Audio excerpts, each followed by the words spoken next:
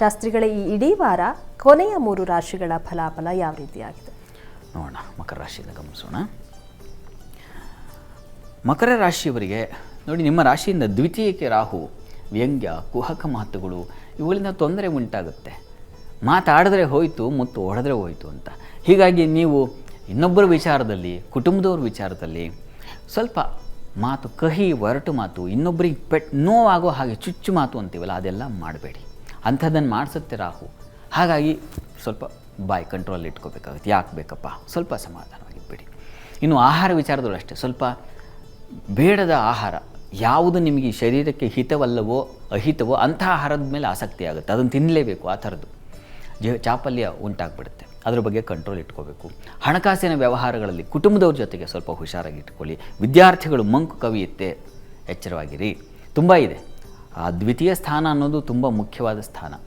ನಿಮಗೂ ಅಷ್ಟೇ ಹಲ್ಲಿನ ಬಾಧೆಗಳು ಉಂಟಾಗಬಹುದು, ನಾಲಿಗೆ ತೊಂದರೆಗಳು ಉಂಟಾಗಬಹುದು. ಹುಷಾರು, ಎಚ್ಚರ. ಹಲ್ಲು ಉಳುಕ ಆಗೋದು ಅಂತಾರಲ್ಲ, ಆ ರೀತಿಯಲ್ಲಿ ತೊಂದರೆ ಆಗ್ತಕ್ಕಂಥ ಸಾಧ್ಯತೆ. ಮತ್ತು ರೂಟ್ ಕೆನಾಲ್ ಮಾಡಿ ತೆಗೆದು ಮತ್ತೆ ಇನ್ನೊಂದು ಹಲ್ಲು ಫಿಕ್ಸ್ ಮಾಡಿ, ಈ ಥರದ್ದೆಲ್ಲ ಸಾಧ್ಯತೆಗಳಿದ್ದಾವೆ. ಸ್ವಲ್ಪ ಹುಷಾರು. ಇನ್ನು ಅಷ್ಟಮದ ಕೇತು ಕೂಡ ಅವನು ಆರೋಗ್ಯವನ್ನು ಹಾಳು ಮಾಡ್ತಾನೆ. ಹೀಗಾಗಿ ಆಯುಧ, ವಸ್ತುಗಳು ಇಂಥವುಗಳಿಂದ ತೊಂದರೆ ಉಂಟಾಗೋ ಸಾಧ್ಯತೆ ಇದೆ. ಶಸ್ತ್ರ, ಅಸ್ತ್ರ, ಇನ್ಯಾವುದೋ ಚಾಕು, ಚೂರಿ ಇಂಥ ಹುಷಾರು. ಇಷ್ಟೇ, ಇವುಗಳನ್ನೇ ಹೇಳ್ತಾ ಇದೆ. ರಾಹುಕೇತುಗಳು ಪ್ರಧಾನವಾಗಿ ಗಮನಿಸ್ಕೊಂಡ್ರೆ ಒಂದು ಹಣ, ಒಂದು ನಷ್ಟ, ಎರಡೂ ತೊಂದರೆ.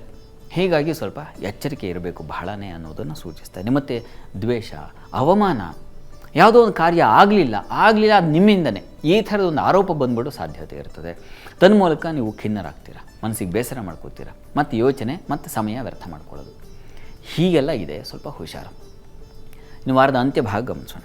ವಾರಾಂತ್ಯದಲ್ಲಿ ಮಕರ ರಾಶಿಯವರಿಗೆ ನೋಡಿ, ಬಂಧು ಮಿತ್ರರಿಂದ ಸಹಕಾರ ಚೆನ್ನಾಗಿದೆ. ಮಕ್ಕಳಿಂದ ಸಮಾಧಾನ, ಸಂತೋಷ ಇದೆ. ಅದು ಬುಧನ ಪರಿವರ್ತನೆ ನಿಮಗೆ ಸಹಾಯ ಮಾಡಿಕೊಡ್ತದೆ. ಸ್ತ್ರೀಯರಿಗೆ ಸಹೋದರರಲ್ಲಿ ಮನಸ್ತಾಪ ಬರೋ ಸಾಧ್ಯತೆ ಇದೆ. ಸ್ವಲ್ಪ ಹುಷಾರು. ಆರೋಗ್ಯದ ಕಡೆ ಸ್ವಲ್ಪ ಗಮನ ತೆಗೆದುಕೊಳ್ಳಿ.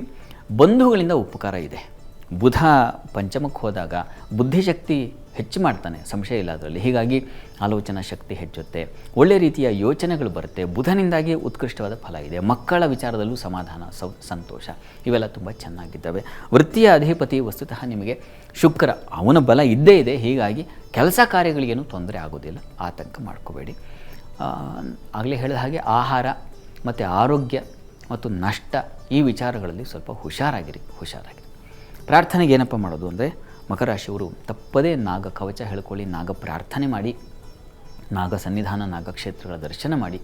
ಇದೆಲ್ಲ ತುಂಬ ಸಹಾಯವಾಗುತ್ತೆ. ನಿರಂತರವಾಗಿ ನಾಗನ ಒಂದು ಅನುಸಂಧಾನ, ಕ್ಷೇತ್ರ ದರ್ಶನ ಇದನ್ನು ತಪ್ಪದೇ ಮಾಡ್ತಾ ಬನ್ನಿ. ನಿಮಗೆ ಸ್ವಲ್ಪ ತೊಂದರೆ ಇದೆ, ಹೀಗಾಗಿ ಹುಷಾರಾಗಿರಿ. ಜಾತಕಗಳನ್ನು ನೋಡ್ಕೋಬೇಕು. ಬರೀ ಇದರ ಮೇಲೆ ನಿಂತ್ಕೊಂಡು ಏನಪ್ಪ ಹೀಗೆ ಹೇಳಿಬಿಟ್ಟಿದ್ರೆ ಆತಂಕ ಮಾಡ್ಕೋಬೇಡಿ. ಅದೂ ಕೂಡ ಮುಖ್ಯವಾಗಿ ಬೇಕಾಗುತ್ತೆ. ಹಗುರವಾಗಿ ತಗೊಳ್ಳಿ. ಇರೋ ಪರಿಹಾರ ಮಾಡಿಸಿದ್ರೆ ಸಾಕಾಗುತ್ತೆ, ಆತಂಕ ಬೇಡ.